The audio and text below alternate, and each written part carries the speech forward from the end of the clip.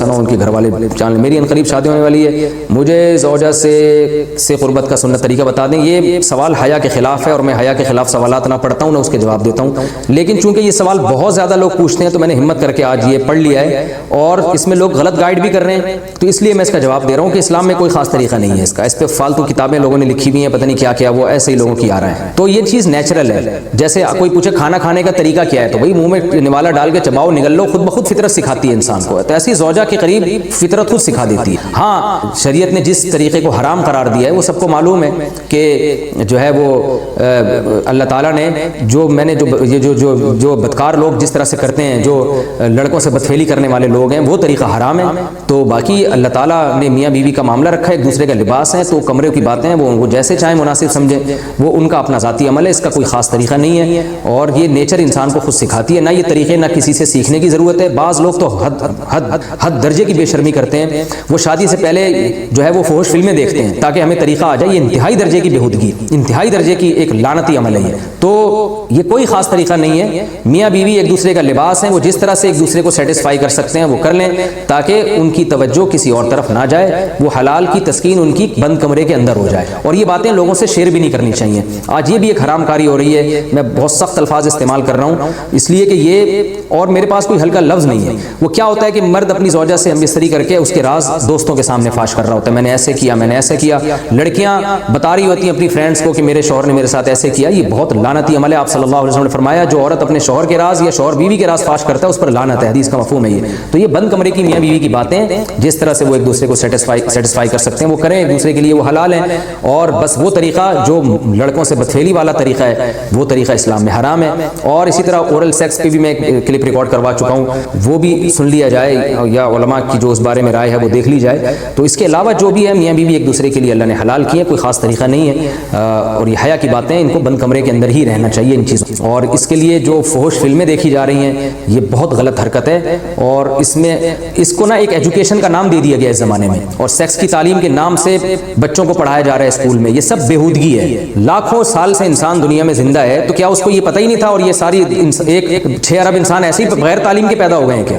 تو یہ تو چیزیں نیچر خود سکھا دیتی ہے انسان کو کہ کیا کرنا ہے, کیسے کرنا ہے. اس میں کوئی اسکول کالج میں پڑھنے کی ضرورت نہیں ہے. ہاں شرعی احکام اس کے 2-4 ہیں, وہ علماء بتاتے رہتے ہیں, وہ کتابوں میں لکھے ہوئے ہیں کہ کون سا راستہ حرام ہے اور کون سے راستے میں آنا جائز ہے. تو اس لیے میں نے بہت ہی دل پہ پتھر رکھ کے آج اس کلپ کو ریکارڈ کروایا ہے, تاکہ لوگ اس بارے میں غلط طرف نہ جائیں اور ایک چیز کو ایک بہت بڑا ایشو نہ بنا لیں. لوگ شہد کھانے کا صحیح طریقہ کیا, صبح خالی پیٹ شہد کھا سکتے ہیں؟ نیز شہد کھانے کا سب سے بہتر طریقہ بتا دیں. محمد اسلام بہار سے. محمد اسلام صاحب آپ نے مجھے حکیم سمجھا ہوا ہے, میں حکیم نہیں ہوں, نہ میں ڈاکٹر ہوں. شہد جس طرح سے کھائیں کھا سکتے ہیں. اچھا شہد کے فضائل میں اتنی بات تو ثابت ہے کہ اس میں شفا ہے. باقی کھانے کے جو طریقے حدیثوں میں بیان کیے جاتے ہیں نا, یہ ضعیف من گھڑت حدیثیں اکثر, کہ جو خالی پیٹ شہد کھائے گا اس کو یہ فائدہ ہوگا, ایسی کوئی روایتیں نہیں ہیں, موضوع من گھڑت روایتیں. کچھ شہد کے بارے میں حدیث صحیح بھی ہے, لیکن عام طور پر جو حکیموں کی کتابوں میں حدیثیں لکھی ہوتی ہیں اکثر من گھڑت ہیں. تو شہد کھائیں, بس نہار منہ کھائیں, ناشتے کے بعد کھائیں, یا آپ جانیں, آپ کا پیڑ جانے, آپ کے محلے کے ڈاکٹر یا حکیم جانے. تو میں تو آپ کو یہ بتاؤں گا کہ کھائیں ضرور, خالص شہد و بچرتے.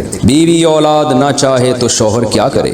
اگر بیوی اولاد نہ چاہے تو کیا کرنا چاہیے؟ میری ایک بیٹی بھی ہے جو 4 سال کی ہے. جب میں بیوی سے کہتا ہوں کہ ایک اور بچہ ہونا چاہیے تو وہ خوش نہیں ہوتی, وہ کہتی مجھے اور نہیں چاہیے, لیکن میں چاہتا ہوں کہ اور بچے ہوں. اس صورت میں مجھے کیا کرنا چاہیے؟ محمد سعد صاحب برطانیہ سے. اگر آپ کی وائف کو کوئی بیماری نہیں ہے, خدا نہ خواستہ کہ کوئی ماہرین یہ کہہ دیں کہ ان کے بچہ ہوا تو مرنے کا خطرہ ہے یا بہت شدید بیمار ہو جائیں گی, ایسی کوئی بیماری نہیں ہے, تو پھر وائف شوہر کی اجازت کے بغیر اولاد نہیں روک سکتی. نہ تو شوہر اولاد روک سکتا ہے بیوی کی اجازت کے بغیر, نہ بیوی اولاد روک سکتی ہے شوہر کی اجازت کے بغیر. اس لیے کہ نکاح کا جو ایگریمنٹ ہے نا, اس کی بیس اصل میں اولاد ہی ہے. قدرت نے مرد اور عورت کا جو ملاپ رکھا ہے, یہ بلکہ کسی بھی جنس میں, جانوروں میں بھی, پودوں میں بھی, جو نر اور مادہ کا ملاپ ہے نا, وہ اصل میں نسل کو بڑھانے کے لیے, اس کی ریزن ہی یہی ہے, اس کے علاوہ اور اس کی بنیادی وجہ ہے ہی نہیں کوئی. تو حتیٰ کہ نبی صلی اللہ علیہ وسلم نے جو صحابہ کو نکاح کے بغیر زندگی گزارنے سے روکا, اس کی وجہ بھی یہی ہے کہ یہ چیز نسل روکنے کا ذریعہ بنتی ہے. تو تبھی محدثین نے جو باب باندھا ہے نا نکاح کے فضائل پر, اس میں یہ کہ باب العلت التی نہی من اجلہ التبتل, اس ریزن کا بیان, اس وجہ کا بیان جس کی وجہ سے نکاح کے بغیر زندگی گزارنے سے منع کیا. تو اس میں یہ لکھتے ہیں, یہ حدیث لے کر آئے ہیں کہ اس کی بنیادی وجہ کیا ہے, جو آپ صلی اللہ علیہ وسلم نے فرمایا تزوجوا, نکاح کرو فانی مباہی بکم الامم, اس لیے کہ نکاح کرو گے تو نسل بڑھے گی اور میں تمہاری کثرت پہ فخر کروں گا. اس میں لوگوں نے ٹوپی ڈرامہ شروع کر دیا ہے کہ کوانٹٹی مقصد نہیں, اصل میں تو کوالٹی ہے. تو क्वांटिटी और क्वालिटी एक दूसरे के मुनाफी नहीं है, यानी ये बात ही गलत है कि बच्चे ज़्यादा होंगे तो तरबियत नहीं होगी, ऐसी कोई कहानी नहीं है। बच्चे ज़्यादा होते हैं तो वो एक दूसरे की तरबियत भी कर रहे होते हैं, और जब बच्चे ज़्यादा होते हैं तो एकदम से नहीं हो जाते बरसाती मेंढकों की तरह। जब مثلا किसी के चौथा बच्चा हुआ है तो ज़ाहिर है पहला बड़ा हो गया होगा ना उस वक्त तक, तो ऐसा नहीं हो जाता कि एकदम से हो जाए। तो ये सब प्रोपेगेंडा किया गया है। तो निकाह का जो बुनियादी मकसद है वो है ही नस्ल बढ़ाना, वो है ही औलाद, और ये नेचर ने मुतय्यन किया है। इसमें ये कहना कि फ़लाँ कौम ये कहती है, ये फैमिली प्लानिंग वाले ये कहते हैं, ये सब बिल्कुल फजूल बातें हैं, इसलिए कि ये आपको नेचर से हटा रहे हैं। तो हर आदमी को भी औलाद की ज़रूरत है, हर औरत को भी औलाद की ज़रूरत है, और इसके लिए एग्रीमेंट होता है, दोनों एक दूसरे से निकाह करते हैं और उसके नतीजे में ख़ानदान आबाद होता है। तो यानी ये अल्लाह का बनाया हुआ निज़ाम है, इसको चेंज नहीं किया जा सकता। इसलिए फ़ुक़हा ने ये बात बयान की है, क्योंकि इस्लाम दीन फितरत है कि जब निकाह ही इस वजह से हुआ है तो अब दोनों में से किसी को परमिशन नहीं है कि वो एक दूसरे की इजाज़त के बगैर औलाद रोक लें, क्योंकि ये एग्रीमेंट की मुखालफत हो रही है। ये इसकी मिसाल ऐसे जैसे निकाह हो गया और औरत रुखसती नहीं पे आमादा नहीं है, तो भाई निकाह का तो मकसद ये था कि अब औरत रुखसती करके शौहर के घर में आएगी, वो नहीं आ रही तो फिर निकाह किस बात का निकाह है। तो इसी तरह जब निकाह हो गया तो अब ये एग्रीमेंट खुद ब खुद हो गया है कि हम औलाद दोनों पैदा करेंगे, और अगर किसी ज़रूरत से औलाद रोकनी है तो दोनों की रज़ा से रुकेगी औलाद। तो इसलिए ना तो शौहर के लिए जायज़ है कि अगर बीवी औलाद चाहती है तो शौहर औलाद नहीं रोक सकता। बहुत से ऐसे केसेस आते हैं कि औरत औलाद चाहती है मगर शौहर नहीं होने दे रहा औलाद। खासतौर पे दूसरी शादी में ऐसे केसेस बहुत आते हैं कि मर्द कहते हैं मुझे औलाद नहीं चाहिए, जबकि औरत को औलाद चाहिए होती। तो बल्कि यहाँ तक भी है कि अगर औरत ने पहले एग्रीमेंट भी कर लिया ना कि मैं दूसरी शादी कर रही हूँ इस बेस पे कि मुझे औलाद नहीं चाहिए, और बाद में वो कहती है अब चाहिए, तो फिर शौहर फिर भी औलाद नहीं रोक सकता। तो जैसे औरत को औलाद चाहिए तो शौहर औलाद नहीं रोक सकता, तो इसी तरह शौहर को औलाद चाहिए तो औरत औलाद नहीं रोक सकती। गुनाहगार हो रही हैं, आप अपनी वाइफ को समझाएं। और असल में प्रोपेगेंडा बहुत किया गया है ना, तो उस प्रोपेगेंडे से आजकल ख़वातीन मुतासिर हैं, तो उनको बताएं कि इसी में आपकी सेहत भी है, आपकी सेहत भी अच्छी हो जाएगी, और आपको अल्लाह की तरफ से एक सहारा मिलेगा, बुढ़ापे का सहारा मिलेगा। घर अभी तो जवानी है, तो जवानी में तो जो है ना सोचें कुछ और होती है, लेकिन ये जवानी ढलकने में टाइम नहीं लगता, और ख़वातीन की तो जवानी बहुत जल्दी ख़त्म हो जाती है। ये बात ख़वातीन सुन के गुस्सा तो बहुत करती हैं, लेकिन हकीकत यही है कि औरत पे जवानी बहुत जल्दी ख़त्म होती है, तो उसको तो औलाद की ज़रूरत ज़्यादा है ताकि उसका घर भरा हुआ हो, बच्चे बेटे हों, बेटियाँ हों, बहुएँ हों, पोते नवासे हों, लेकिन वो उनको वो लग रहा होता है कि हम जैसे अभी हैं क़यामत तक ऐसे ही रहेंगे। तो ऐसा नहीं होता भाई, फितरत से अल्लाह का वास्ता ना लड़ें, अपने फ्यूचर को सामने रखें, औलाद मिलेगी।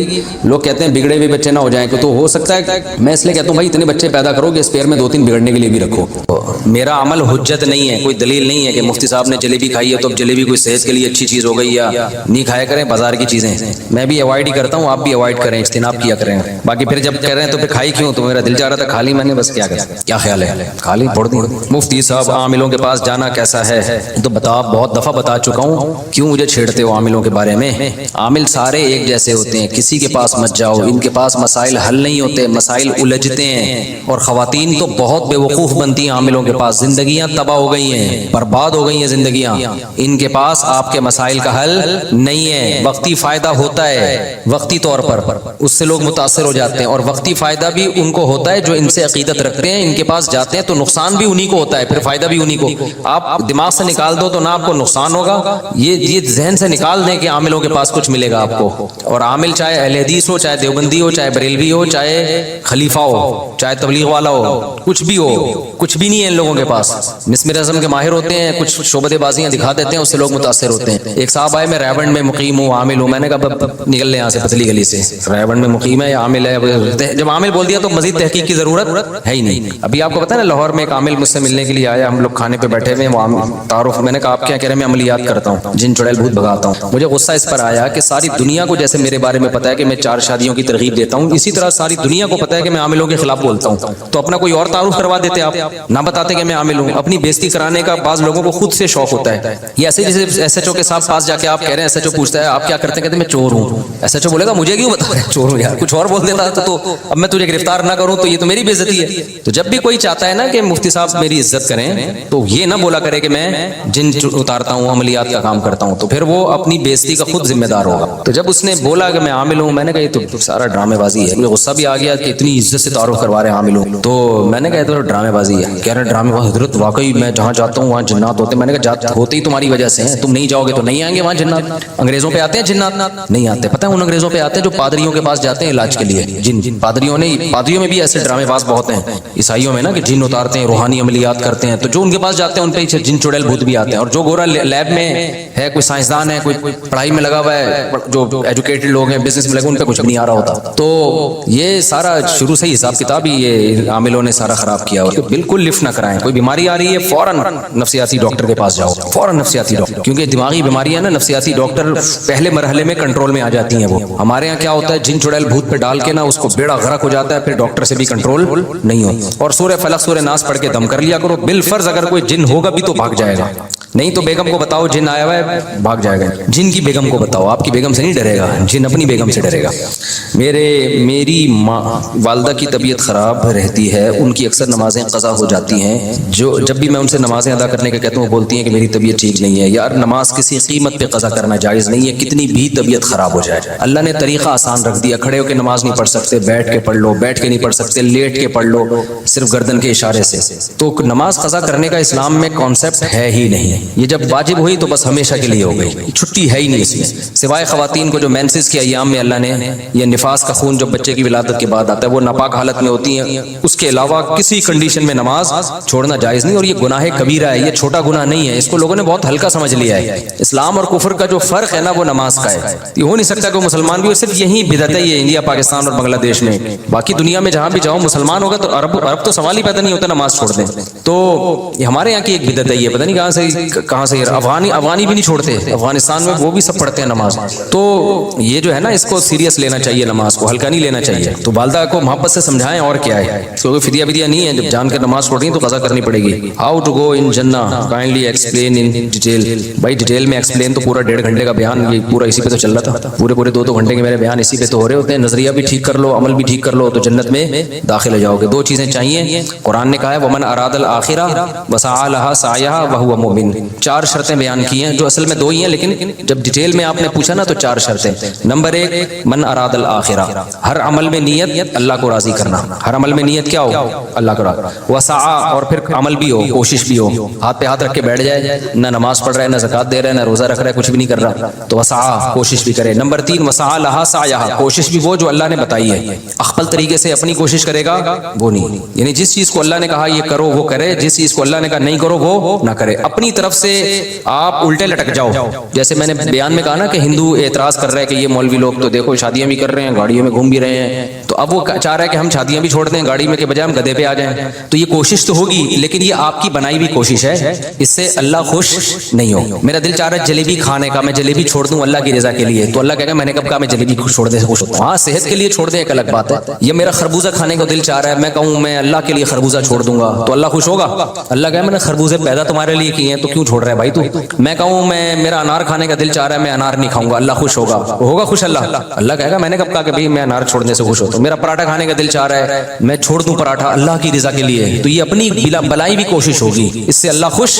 تبھی تو جو لوگ افطار میں دیر کرتے ہیں گناہ ملتا ہے ان کو, اس لیے کہ اللہ نے پابندی لگائی تھی سورج غروب ہونے تک, وہ پابندی ہٹ گئی ہے. اب تو جو دیر کر رہا ہے یہ تیرا اپنا ہیڈیک ہے. کیوں کر رہا ہے بھائی تو یہ سمجھ رہا ہے کہ میں لمبا روزہ رکھوں گا اللہ خوش ہوگا. نہ اب روزہ ختم ہو گیا تو اب اللہ کھانے سے خوش ہوگا, اجتناب کرنے سے خوش نہیں ہوگا. سمجھتے ہو کہ نہیں سمجھتے. اور میں تو اس لیے بھگتا ہوا ہوں کہ جب بار بار شادی کا ٹاپک آ رہا ہے, خواتین بھی بیان سننے آئی ہیں, اللہ معاف فرمائے, کیا کریں تو استغفار کر لیں گے. میں جب کر رہا تھا نا تو مجھے سب سے زیادہ تانے پتہ کیا مل رہے تھے, عیاشی کے. دوسری شادی کر رہے ہیں, عیاشی. اتنے میں لوگوں کو سمجھاتا تھا ایکچولی دیکھیں بیوہ عورتیں اتنی زیادہ ہیں, ایکچولی طلاق یافتہ اتنی. میں سمجھا کے تھک گیا, کسی کی کھوپڑی میں بات نہیں آئی. پرسوں ایک خاتون ملی ہیں مجھ سے پرسوں, اور مجھے دیکھ کر اتنا زیادہ وہ ایکسائٹیڈ ہو رہی تھیں, بہت زیادہ, جیسے پتہ نہیں کوئی کیا, یعنی میں نے کہا ان کو کیا ہو گیا اتنا خوش ہو رہی ہیں. اسکارف میں تھی وہ اور بھاگتی ہوئی آئی, مفتی صاحب آپ کی تصویر لینی ہے, اپنے ہسبینڈ کو دکھاؤں گی آپ. میں کھڑا ہو گیا مانا, میں نے کہا بہت بیچاری جذبات میں ہوئی بھی ہے. اس نے کیمرے سے تصویر لی, اپنے شوہر کو بھیج دی. میں چلا گیا آگے, بڑی خوش تھی نا, میں آپ کے بیان سنتی ہوں, میں بہت خوش ہوں, آپ نظر آ گئے, ایسے تصویر کھینچی تو جو ہے نا وہ. پھر میں اپنا کام نمٹا کے آ رہا ہوں, پھر راستے میں کھڑی بھی, اور مفتی صاحب میں کیا بتاؤں. میں نے کہا خیریت کیا ہو؟ کہہ رہے ہیں بھائی میں طلاق یافتہ ہوں, میری شادی کی امیدیں ختم ہو گئی تھیں, آپ کا بیان میرے شوہر نے سن کے مجھ سے دوسری شادی کی ہے, اور مجھے بڑا اچھا میاں مل گیا, اور میں نے یہ تصویر اپنے میاں کو بھیجی ہے, اس میاں نے بھی جواب رپلائی کیا ہے, واٹس ایپ پہ بھیجا ہے, مفتی صاحب کا شکریہ ادا کرو کہ جو ہے نا میں نے ان کا بیان سن کے 2 شادیاں کی ہیں. تو اس میاں کا تو فائدہ ہوا نا, اس خاتون کا کتنا ہو گیا کہ نہیں ہو گیا, ٹھکانہ مل گیا بیچاری کو یار, اچھا میاں مل گیا. اچھا میں یہ بتا دوں, اچھا زیادہ تر 4 شادیوں والے فراڈی ہیں, یہ ذہن میں رکھنا. کبھی میرے بیان سن کے نا متاثر نہ ہو جانا کہ کہ اس آدمی کی 4 بیویاں تو بہت نیک ہے. یہ عامل روحانی زیادہ تر 4 شادیاں کر رہے ہیں. سمجھ میں آ رہی ہے بات؟ یہ جو روحانی ٹوپی ڈرامے ہیں نا, جو جن چڑیل بھوت بھگانے والے لوگ ہیں, ان میں سے اکثر کی 4 بیویاں ہیں. تو اس سے لوگ متاثر ہو جاتے ہیں کہ یار دیکھو حضرت نے مفتی صارق مسعود صاحب کی ترغیب پر عمل کیا. او بھائی میں ان لوگوں کو ترغیب دیتا ہی نہیں ہوں. میں جتنے 4 شادیوں والے ملے ہیں نا مجھ سے, چند اچھے ہیں, سارے فراڈی نہیں ہیں. زیادہ تر یہ 2 نمبر لوگ یہ کام کر رہے ہیں. یہ عامل لوگ کیا کرتے ہیں, لڑکیوں کو پٹا کے نا جن چڑیل بھوت کے چکر میں نا ان کو اپنی عقیدت ان کے دل میں بٹھا کے, دیکھو شادی تو لڑکی سے ہی ہوتی ہے, پٹائے بغیر کرو تمیز سے جیسے ہوتا ہے. یہ پٹاتے ہیں, بے وقوف بناتے ہیں ان کو یہ شو کرتے ہیں ہم روحانیات, سفلیات, تلسمیات اور ایسے ایسے الفاظ ہیں ان کے باپ کو بھی ان کا مطلب خود بھی نہیں پتا ہوگا. تلسمیات کا وہ میرے پاس وہ ہے, اور سفلیات اور عملیات اور فلیتے اور پلیتے اور حمزاد اور موکل جس کی نہ سر نہ پیر, ایسے ٹرمز انہوں نے یاد کی ہوئی ہیں. سکر, حصار, یہ کچھ ٹرمز آپ لوگ بھی یاد کر لو اور کچھ ڈکشنری سے 2-4 اور دیکھ لو. لوگ سمجھیں گے بس حضرت بہت ہی کوئی اوپر کی چیزیں ہماری سمجھ سے بالا تھا. ایسی بات کرو گے نا جو لوگوں کی مینٹل لیول کے نیچے ہوگی تو لوگ کہیں گے تو لاجک کی بات کر رہے ہیں, یہ تو یا تو کوئی ڈاکٹر ہے یا کوئی سائنٹسٹ ہے یا کوئی عام آدمی ہماری طرح کا انسان ہے. تو ڈاکٹر تو بہت ہے. بات ہمیشہ وہ کرو جو کھوپڑی سے اوپر کی ہو. اس پہ لوگ کہتے ہیں یار علوم یہ کیا ہے بھائی, علوم ہے بھائی. ایک لفظ بھی حضرت کی ہماری سمجھ میں نہیں آتا حضرت کی باتوں کا, تو اس سے یہ علوم ہے. علوم کے چکر میں 4 لڑکیوں کو پھنسا دیتے ہیں. لڑکیاں عقیدت میں کہ یار حضرت پہنچے ہوئے ہیں. میں جانتا ہوں اتنی اچھی خاندان کی لڑکیاں ایسے کلوٹے بھنگی چماروں جیسے عاملوں کی بیوی بنی ہیں. ایک خاتون کو تو ایک عامل نے جب زندگی برباد کی نا, میرے پاس کیس آیا تو میں نے کہا آپ تو اتنے اونچے خاندان کی, اتنا ایجوکیٹڈ فیملی, اس قصے فراڈی کے چکر میں کدھر لگ گئی آپ؟ اس نے بتایا میری جب رخصتی ہو رہی تھی میرے بھائی پھوٹ کے رو رہے تھے, کدھر جا رہی ہے تو, یہ ہمارے اسٹینڈرڈ کا بندہ نہیں ہے. کہہ رہی ہے لیکن اس نے ایسا میرے اوپر مسمرزم کیا تھا نا, ایسا دماغ کو کیپچر کیا اس نے. یہ کیپچر کرتے ہیں دماغ کو, یہ عمل ہوتا ہے جس سے دماغ قابو میں آ جاتا ہے. تو ایسا مسمرزم کیا تھا کہ میں پاگل ہو گئی تھی بس, اور خودکشی کی دھمکیاں. بھائی عاجز آ گیا, اچھی خاصی ایجوکیٹڈ فیملی تھی گلشن اقبال کی, پڑھے لکھے لوگ تھے. کہہ رہی میں پاگل, میرے بھائی بھی پاگل ہو گئے, مجبوراً انہوں نے دے دی کہ یار کیا کریں رکی, اور اس کی پہلے سے کم وقت کی 2 اور تھی.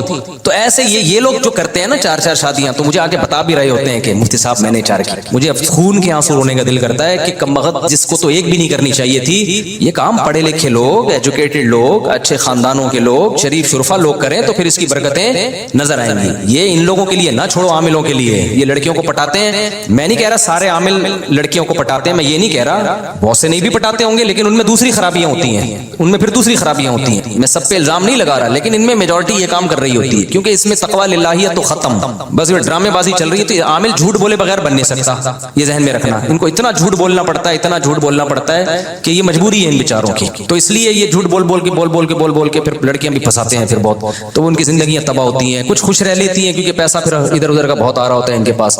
تو کبھی بھی ان سے متاثر نہ ہو. سمجھتے ہو کہ نہیں سمجھتے؟ تو وہ بندہ صحیح بندہ تھا, جو خاتون مجھ سے ملی نا, اور انہوں نے پھر شکریہ ادا کیا. تو انہوں نے کہا کہ آپ کے بیان سن کے مجھے ایک اچھا میاں مل گیا, اچھا پڑھا لکھا لڑکا تھا. جو صحیح اچھے لوگ ہیں, جو باقاعدہ گھر رکھنے کے لیے, بیوی کو عزت محبت دینے کے لیے, گھر بسانے کے لیے شادی کرنے والے لوگ ہیں, وہ اتنے شریف ہیں.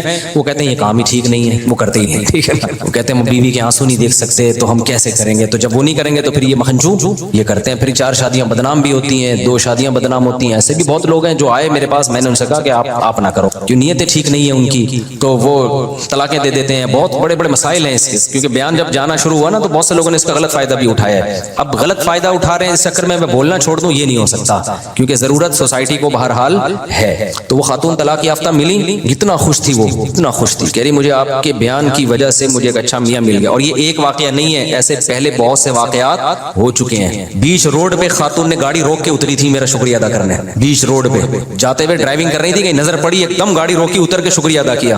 وہ اپنے شوہر کی پتنی تیسری وائف تھی. ایسی میرے بھائی ہزاروں لاکھوں ہیں جن کو میاں ٹائپ کی کوئی چیز نہیں مل رہی. آپ کہہ سکتے ہو مل رہی ہوتی ہے, ان کے اسٹینڈرڈ کی نہیں مل رہی ہوتی. اب عورت کو طلاق ہوئی ہے یا بیوہ ہوئی ہے تو اس کا ایک اسٹینڈرڈ بھی تو ہے نا. لوگ کہتے ہیں جی رشتے بہت ہیں, کر کیوں نہیں رہتی. بھائی اسٹینڈرڈ کا رشتہ نہیں ہے. ایک ڈاکٹر لڑکی 8ویں پاس سے نہیں کر سکتی شادی, یہ ناممکن ہے. آپ اپنی بیٹیوں بہنوں کو سامنے رکھ کے سوچو نا. نہیں آئی میرا خیال بات. لوگ کہتے ہیں جی غریبوں سے کر لیں, آپ کر لو اپنی بیٹی بہن کی شادی غریب سے. انسان چاہتا ہے میں نے جس اسٹینڈرڈ میں اپنی بیٹیوں کو رکھا ہے سسرال میں, اتنا بالکل نہ ہو, تھوڑا سا کم ہو, لیکن کچھ تو ہو نا. آپ اس کو ایئر کنڈیشن روم میں سلا رہے ہو, آپ اس کو پیزے برگر کھلا رہے ہو, شادی آپ ایسی لڑکی سے کرو گے جو اس کو مسور کی دال بھی نہیں کھلا، ایسے لڑکے سے کرو گے جو مسور کی دال بھی نہیں کھلا سکتا، تو یہ قربانی آپ کیسے اپنی بچیوں سے دلوا سکتے ہو؟ تو کچھ باتیں گراؤنڈ ریئلٹی سے میچ نہیں کرتی، وہ کہنے کی حد تک ہوتی ہیں، لیکن لڑکی کو اس کا کفو چاہیے، ہم پلہ چاہیے، جوڑ کا رشتہ چاہیے۔ ہمارے ایک جاننے والے بہت مالدار تھے، جب ان کی ڈیتھ ہوئی ہے نا تو ان کی وائف کے لیے دوسری شادی کے لیے پیغام آیا۔ اب جس نے پیغام بھیجا، میں نے ان سے کہا کہ میں نے کہا یہ جو خاتون تھی نا، ان کے شوہر آج کی حساب سے، وہ تو اس زمانے میں تو وہ بنتی تھی 1 لاکھ روپے پاکٹ منی، آج کے حساب سے وہ 1 لاکھ کم از کم 10 لاکھ روپے ہوں گے، بہت پرانی بات ہے۔ میں نے کہا ان کی صرف پاکٹ منی 10 لاکھ روپے تھی، تو افورڈ کر لے گا؟ اس نے کہا نہیں بھائی 10 لاکھ تو میں نے خواب میں بھی، وہ لڑکی نے انکار کر دیا تھا ان کے رشتے کا نا، تو کہنے لگے مفتی صاحب تو آپ کہتے ہو دوسری شادی، میں تو کر رہا ہوں، اب لڑکیوں کے نخرے اتنے ہو گئے ہیں، ان کے الفاظ تھے لڑکیوں کے نخرے۔ میں نے کہا کیوں نہیں نخرے کرے گی بھائی، پہلا میاں اتنا مالدار آدمی تھا، وہ 10 لاکھ تو صرف پاکٹ منی دیتا تھا، یعنی آج کے حساب سے اس وقت تو 1 لاکھ روپے دے رہے تھے، تو کوئی تو اسٹینڈرڈ ہوگا نا، وہ کیسے ایڈجسٹ ہوگی؟ تو اس کا حل یہ نہیں ہے کہ کوئی بھی بھیج دے پیغام، اس کا حل یہ ہے کہ اسی کے ریلیٹیو، اسی برادری کے جو تاجر ہیں، اس کے کزن ہو گئے، اس کا سگا بھائی ہو گیا، یا اسی کے جو اسٹینڈرڈ کے لوگ ہیں اسی علاقے کے، وہ فوراً نکاح کا پیغام بھیجے، پھر کیوں نہیں کرے گی وہ شادی؟ تو بیوہ اب تک بیٹھی ہوئی ہے، وہ کئی سال ہو گئے۔ تو اسٹینڈرڈ کا عورت چاہتی ہے کہاں شادی ہو اس کی، منہ سے بول لیں اسٹینڈرڈ کا ہونا، تو یہ سب لوگ جب کریں گے تو ہر ایک کو اس کے اسٹینڈرڈ کا ملے گا۔ یہ نہیں ہوتا کہ کوئی بھی آئے اور ایک واقعہ سناؤں آپ کو بہت مزہ آئے گا، یہ نام سے جانے دیں کوئی حرج نہیں ہے۔